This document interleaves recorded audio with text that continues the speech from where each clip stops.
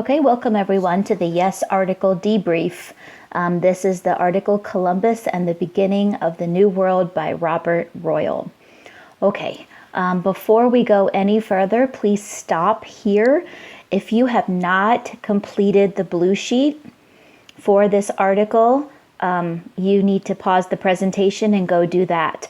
When you turn this in, I will be looking to see that you attempted the blue sheet on your own. Please remember that it was a guided blue sheet. I did group the paragraphs for you together already.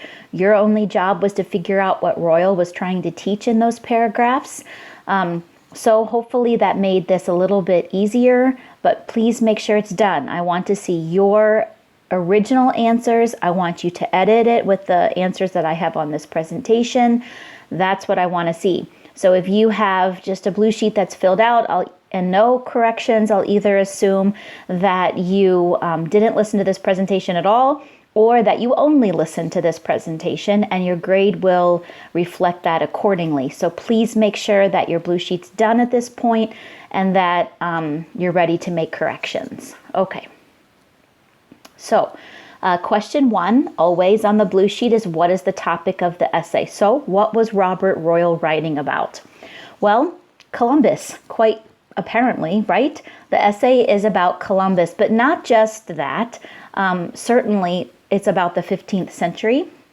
The idea that at this point, if you remember, Columbus, the reason he wanted to sail west was actually to go east. He wanted a way to get to India, and he was trying to go west so that he didn't have to go east through the Ottoman Empire. So because of that, they didn't even know there was this whole landmass between Europe and India. They didn't know about North and South and Central America. So when they ran into it, that's why when Columbus got there, he called the natives Indians, because he thought he was in India. So remember that voyage actually was the first time that the New World and the Old World united. Now, please know, historically, to be historically accurate, Columbus was not the first explorer to come from Europe and land in the New World. But this essay is about Columbus, so we'll talk about him. In addition to the essay being about Columbus and about the 15th century, it's also about discovery and how do you discover something and what do you do when you've done that?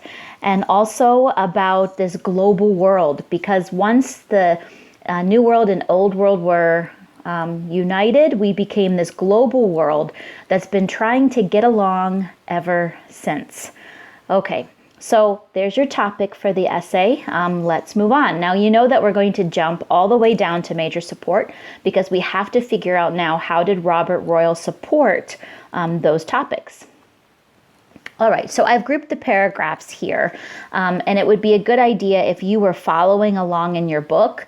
The paragraphs here look just a little bit different in that I pulled them from an online version of the essay, and that will hopefully explain to you why at certain times I have a little bit of trouble finding the exact word choice or sentence that I want to show you, just because it looks differently here than it does in my book.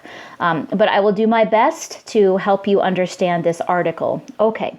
So we're going to start with paragraphs 1 through 3, which you should have labeled the introduction.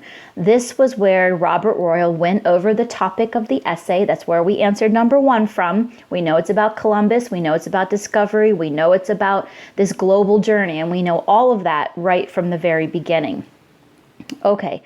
Now, if you look here, and the reason I'm saying that, now I'm going to start using my pen a little bit, but I want you to look at the center here. Okay, but the world is a concrete reality in which all parts of the globe had come into contact with one another and began to recognize themselves as part of a single human race, a process still underway. There's that idea of a global journey uniting the New World and the Old World for the first time. So that's where I got that topical idea. Now, the global journey is, if you look at the second paragraph, you see word choice like NASA, you see Al Gore. Remember, this essay was written in 1999. You see satellite, orbit, things like that. And the reason that he starts talking about space is that not only are we on a global journey, but we're off to the new frontier. We're off to space, right? Because we've kind of explored everything on our planet. So now we're going towards the sky, right? And so that's that global journey. And he's actually here attributing Columbus to start that. Like Columbus started it in the 15th century. And so our exploration of space is just a continuation of what Columbus was doing. Okay. And so then in the third paragraph, it's where you really get an idea of his initial thesis statement. So it's here, it's at the very end, and I'm going to have a wider circle so I can still read it. But we cannot evaluate the voyages of discovery properly. Remember, discovery is one of our topics, much less the 15th century culture from which they sprang. This is about the 15th century, without gratitude for what they achieved or understanding of their human dimensions. All right. This is clearly where we've got an introduction of what he's going to talk about. So what does human dimensions mean? You should be thinking that when we talk about being human, what we mean is humans are a mixture of good and bad. We make good choices, we make bad choices. Sometimes we act in, the best interest of everybody, and sometimes only the best interest of ourselves, right? So sometimes we are good, sometimes we are not. And so he's going to really focus on Columbus as a human, right? Not as this symbolic hero figure, but Columbus is a man that is flawed and human and both good and bad. But he wants us to realize, he's trying to convince us that we should be grateful and impressed with all that Columbus was able to accomplish. Now, he has a transition here at the end. He says, in the 15th century, the discoveries were rightly regarded as close to a miracle, especially given the way the century had begun. Okay, so now we're going to go on to the next section where we understand what Europe and what the world was like at the beginning of the 15th century. Okay, so again, paragraphs 1 through 3 are an introduction that establishes that Columbus began a global journey that we're continuing now even today. All right, so in paragraph 4, you get this idea of what the early 1400s, whoops, I know how to use the pen, I swear. Here we go. Okay, the early 1400s, and he talks about the turmoil. So here's that word turmoil, it's right there. So he talks about there are a couple of things going on in Europe that are really making it kind of chaotic at the beginning of the 15th century. And he talks about the papal throne, and that's listed right there. Not sure if you knew this, but this is connected to the Holy Roman Empire. Hopefully you looked some of this up. But the idea of the Roman Catholic Church and the Holy Roman Empire and the papal throne would be the Pope, and that is the head of the Catholic Church. So hopefully that background knowledge, hopefully you looked that up. Okay. So in this paragraph, we learn that there were 3 different claimants to the papal throne. So that was in turmoil.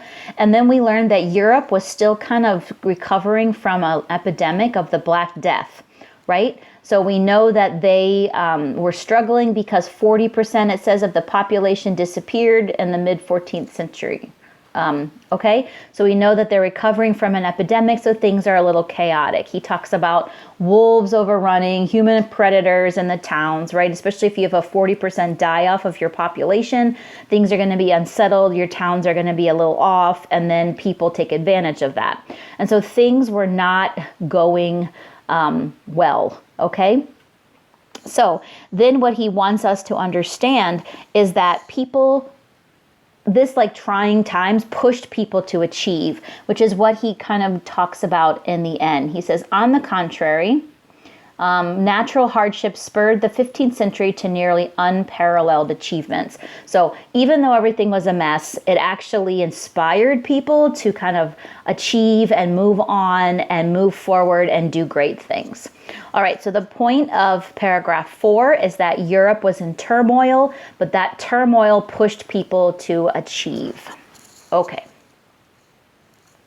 So now we have paragraphs 5 through 7, and this is about, so first we looked at the inside things that Europe was dealing with, and now we're going to be looking at the outside forces, what he talks about here.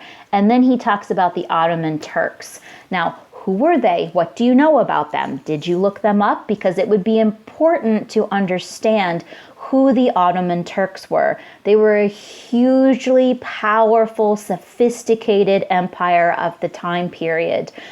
They were Muslim, they were powerful, they were smart, like I said, super sophisticated, much more so than Europe. Europe was just kind of uncoordinated at this time. They had a lot of different areas, lots of small powers, but they never really united in any way. Even though a lot of people wanted them to, they never really united to deal with some of the issues of the conquest of some of the Ottoman Turks.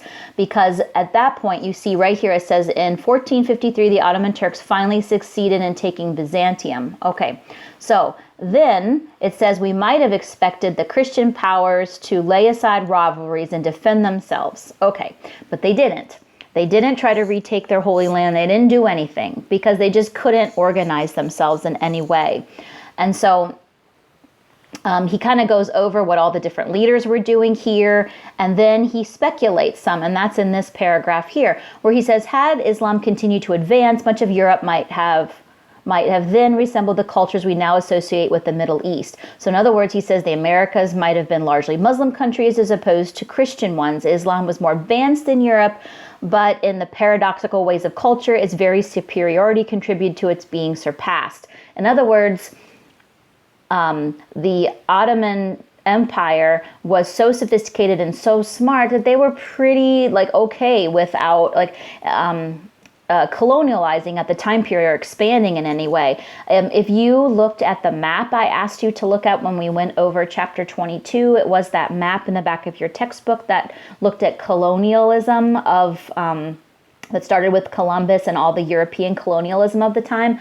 I asked you to look at what parts of the map were, I think they're beige in color, which showed that they did not colonize. And so that the Middle East is beige. And that's because the Ottoman Turks were there, hugely powerful empire, but didn't choose to colonize the way that Europe did. And so because of that, Europe was pushed really to try to figure things out. Why do you think Columbus was sailing west? He was trying to figure out a way to get to India that didn't involve going through the Ottoman Empire. So because of that, because they were so powerful, Europe had to kind of push themselves to make advancements outside of what they were doing, and that propelled them into these voyages, which is really what he talks about here.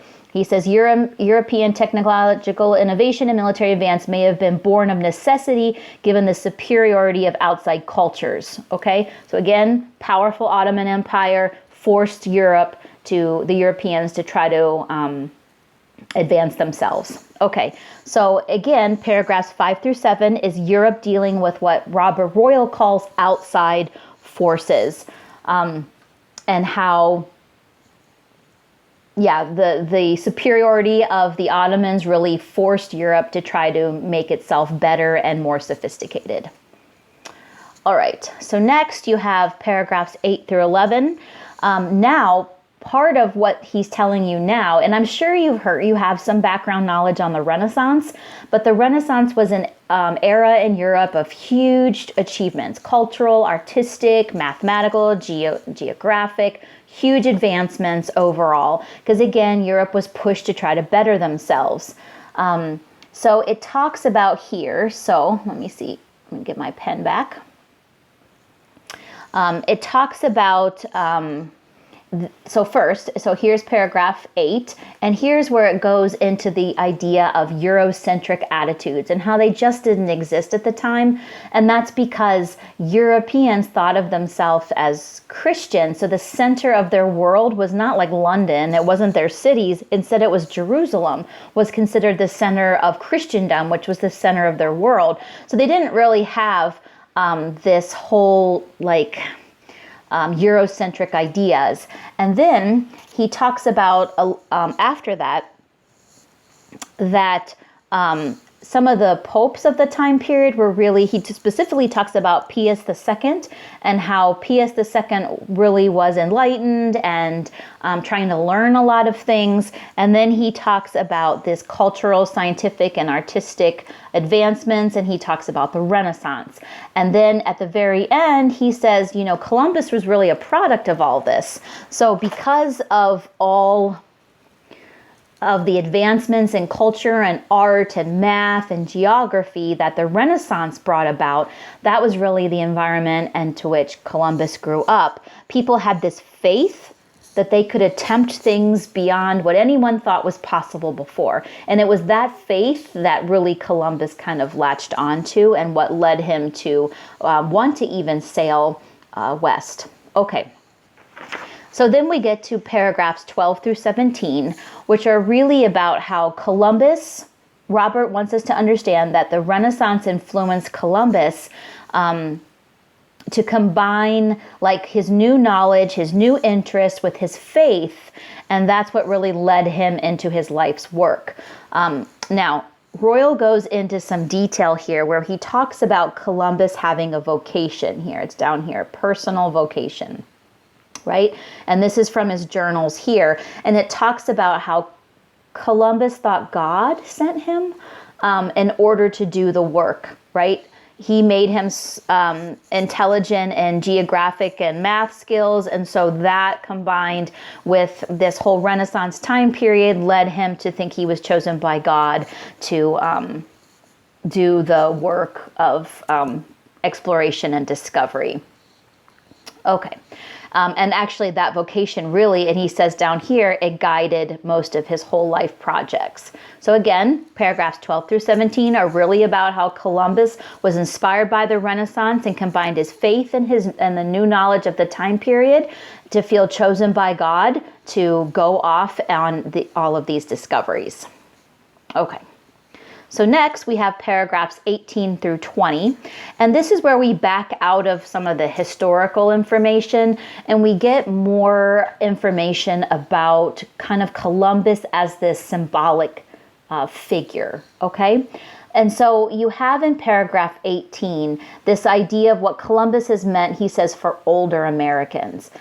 He says he was a heroic proto-American, right? And so then it gives some of those values, American Protestantism, modern science, capitalist enterprise, right? Those are the things behind which Columbus was made a hero. And so to a lot of older Americans, Columbus is this symbol of all of these American ideals, okay? Now, in the next paragraph, he adds on, Columbus also served as an ethnic hero for Catholics, mostly Irish and Italian. Okay, so I don't know how much you know about early immigration from Europe, but there were a lot of Catholics that came from Ireland and Italy, and they saw, because Columbus was also a Catholic, certainly saw him as this ethnic hero, and so they kind of took him on that way. Now, the next paragraph, he says, in recent years, of course, Columbus's standing as a hero has come under severe assault. And so he talks about, well, why is Columbus all of a sudden this hero that's now under assault? And so he talks about, it starts here. He and the culture he represented have been castigated for initiating the modern cultural dominance of Europe and every subsequent world evil: colonialism, slavery, cultural imperialism, environmental damage, and religious bigotry. Now, so in other words, Columbus is responsible for everything that's wrong with the world. He says there is some kernel of truth to these charges, but then he turns the conversation. But obviously, basically what he says after this is you can't blame one person for all of that. And it would be unfair to do that, and unfair because it's hard to judge in our modern times, judge someone from the past on the decisions that they made. Okay, so paragraphs 18 through 20 is really about Columbus, as he's trying to teach you of Columbus as a symbolic, heroic figure, and how he's lately been assaulted and blamed for like all the evils of the world, but how that really isn't fair. Okay, you know that at any time, if I am going too fast through this article, I hope that you're pausing the video so that you can take good notes and you can correct your blue sheets. All right. So paragraphs 21 through 23 is more about how did Columbus encounter specifically the Taínos. Those were the native tribes that he first encountered in his voyages, and how did he see them? Now, the main idea, or what Royal really wants you to understand, is that Columbus and Europeans in general, he calls them ambivalent to the new people. In other words, they just didn't really know. Columbus himself really talked about the native people in what he calls glowing terms. And here, let me get my pen back. And here is an excerpt from his journals. Here's that idea of these glowing terms here about how wonderful and trusting and kind the people were. Up here you have this idea of the noble savage myth. And here he talks about the uncivilized people. And you see the word Garden of Eden. He actually saw the people because of what he perceived as their savage-like ways, the way they were dressed, the uncivilized nature that he was judging them on. He saw them closer to God and as innocent and naive. And so, again, paragraphs 21 through 23 is really about Columbus's first impression of the people he encountered. Okay. Now, 24 through 25 is this idea that really, though, it is unfair and incorrect to certainly understand for Columbus's initial understanding of the people, because really the Taínos themselves were just as complex as any other human. They were a mixture of good and bad. And so what you see in these paragraphs here is you see tribal raiding, slavery, cannibalism. In other words, this is that last part. Columbus had discovered that the Indians were real flesh and blood human beings with the same mix of good and evil that everywhere constitutes the human condition. So again, people are a mixture of good and bad, and Columbus started to realize that the Indians that he encountered were just as complex as everybody else. Okay, now then 26 through 30 is this idea. It's topically about the unprecedented situation. So in other words, and actually let me show you where that is in the text. It's down here. It says, Las Casas attributes Columbus's shortcomings not to malign intent, but to ignorance concerning how to handle an unprecedented situation. How do we deal with the people we encounter? We didn't plan on encountering them. Here they are. Now what do we do? Okay. And so if you remember Las Casas up here, it reminds you who he is. He's the bishop in Mexico. You might remember him from chapter 22 of Preston's book. He was one of the people that followed the native people around, and he actually witnessed firsthand a lot of the smallpox epidemic. And so again, he really saw Columbus as not evil, but just naive. He just didn't know what to do. So Royal also wants us to understand that we should not be blaming Columbus for how he treated the native people. This was a new situation, and they were just trying to figure it out. So the Spanish crown was also trying to figure it out. They weren't really sure how they were obligated to the new people. So they did come together. And by the way, this is all in this paragraph. It said they tried to figure out what to do. First, it says they passed various laws trying to eliminate the atrocities, and the atrocities are really listed. They talk about them over here, all of the things that the conquistadors did wrong. But up there, he's saying the Spanish crown was kind of bothered by it, and they tried to do something about it.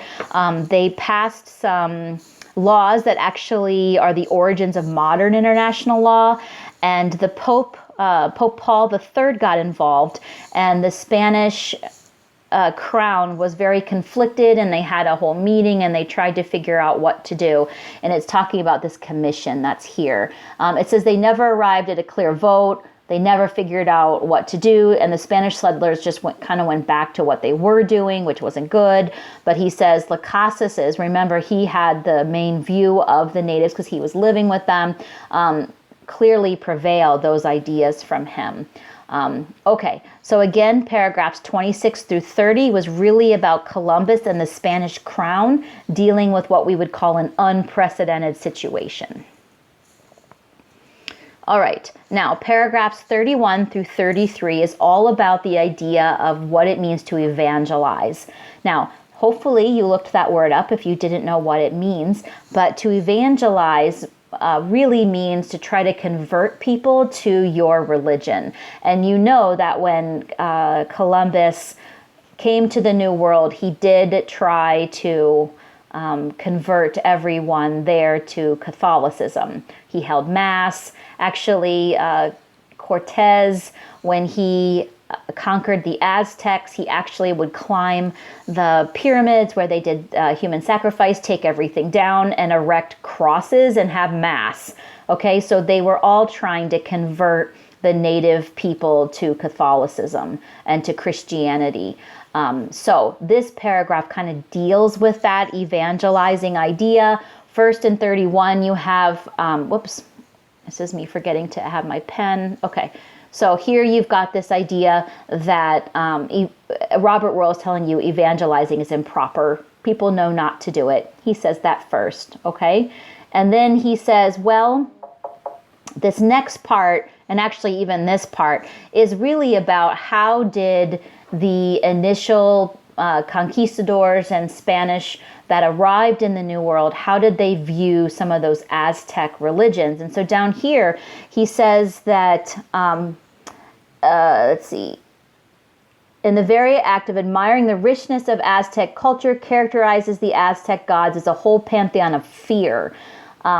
He talks about how scary the religion was, and then he says, you know, how they viewed human sacrifice and how they were introducing, as he says, a god to the native people, and that if you were one of the native people that were used to the fear of human sacrifice, you were being asked to convert to a religion where, you know, a supreme being sacrificed himself for the people. So it's complete opposite, right?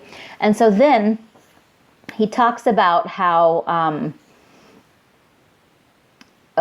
that even we would have reacted to what was going on in the Aztec Empire, he says here, with rage and horror. But then he tries to, I think really Robert is just trying to say, you know, evangelizing is wrong, they did it, but, you know, it's really hard. And then he goes into this whole part here where he says, but it is reductionist and the extreme to regard evangelization simply as imperialism.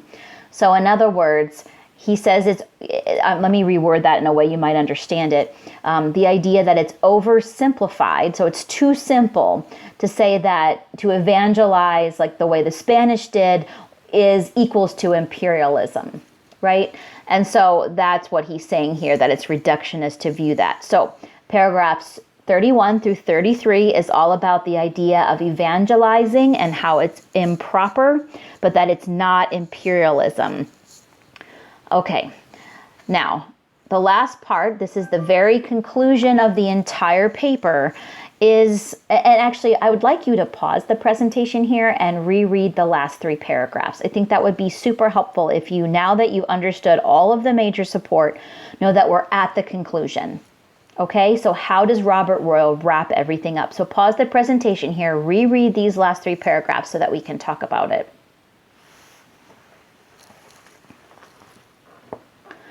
Okay, so the biggest thing I want you to notice here is that Robert is saying we still face some of the same questions that emerged in the 15th century, right? It's been hundreds of years, but we still, he says, have not found out an adequate way to do justice to the claims of universal principle and particular communities. What he means by that is the world has not figured out how to get along yet.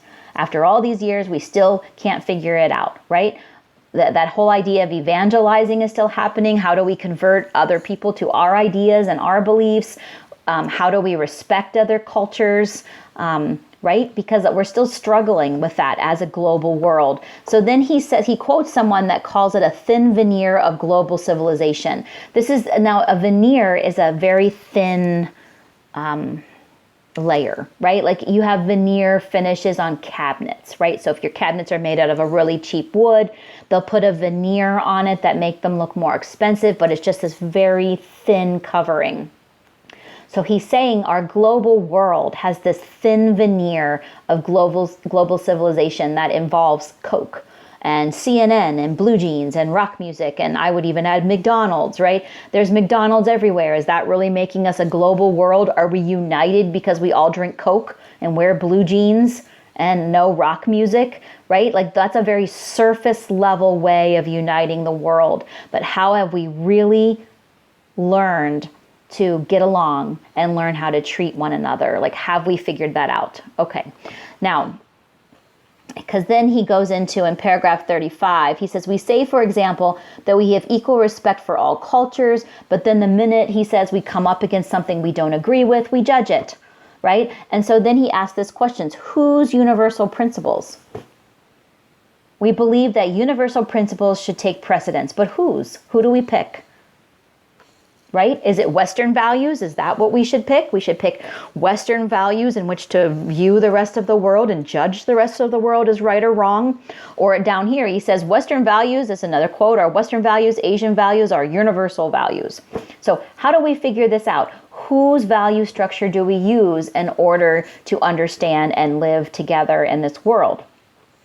Okay, so he says, he's just saying we're still struggling with this, right? And so then you've got his concluding paragraph. How's he going to end all of this? So he acknowledges that where he's taking us right now seems a long way from the 15th century. But he says it is not mere historical fantasy to see that beginning some of the global issues that are now inescapably on the agenda for the new millennium.